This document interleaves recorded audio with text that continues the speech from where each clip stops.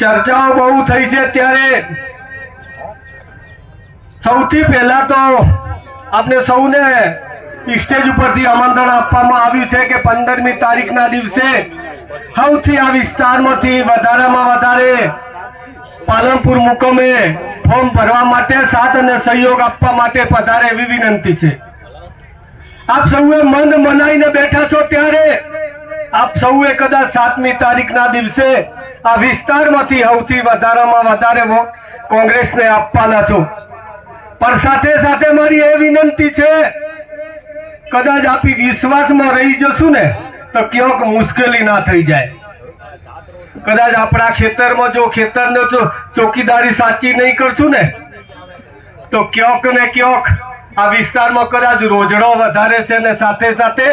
આ વિસ્તારમાં કદાચ જેમ જેમ દિવસો નજીક આવશે એ વખતે બે પગવાળા આખલાઓ પણ અહીંયા આવશે ત્યારે બહુ જ આ વખતે જો મન મનાઈને મૂક્યા છે તે બેઠા છીએ ત્યારે ફરીથી વિનંતી કરું છું, દુશ્મનને કોઈ દિવસ કમજોર ના સમજીએ।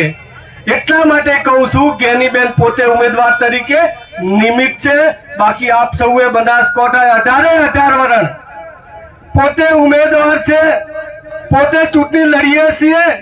એ રીતે આપણે ગામે ગામ જવું પડશે, બૂથ સુધી જવું પડશે ને કઈ રીતે હાથ જોડવા તો હાથ જોડજો, વિનંતી કરવી હોય તો વિનંતી કરજો કે આ વખતે સૌથી વધારે વોટ કોંગ્રેસને મળે, ગેનીબેનને મળે અને આપણી સમાજની બહેન દીકરી ગેનીબેન કોંગ્રેસના ઉમેદવાર જીતે એવી વિનંતી કરું છું। ચર્ચાઓ બહુ થઈ છે, આ બાજુ નરેશ્વરથી માંડીને અંબાજી સુધી, પણ ક્યાંક ને ક્યાંક હમણાં નથાભાઈ કહેતા એ રીતે ક્યાંક ને ક્યાંક આપી વિશ્વાસ એક આપલું મારી નાખીએ ને વિશ્વાસમાં રહી જઈએ છીએ। હું એટલા માટે ફરીથી વિનંતી કરું છું કે નથાભાઈને વોટ મળે તો એના કરતો પણ બમણો આ વિસ્તારમાંથી વોટ મળે, કેમ કે અમે ટાઈમે દોતાવાળા કહીએ છીએ, વાત સાચી છે, પણ અમે ક્યાંક ને ક્યાંક વાવ હિંમત રાખે છે, દોતા હિંમત રાખે છે, તો અહીંયા ધોનેરા થતા ડીસા ને દિયોદર કેમ હિંમત ના રાખે? પણ અમે સૌથી આ વખતે વધારે વિશ્વાસ એટલા માટે રાખીએ છીએ કે આ વિસ્તારમાંથી સૌથી વધારેમાં વધારે વોટ બહેનોને વિનંતી કરું છું, ભાઈને વિનંતી કરું છું ને 18 સમાજને વિનંતી કરું છું કે આ વખતે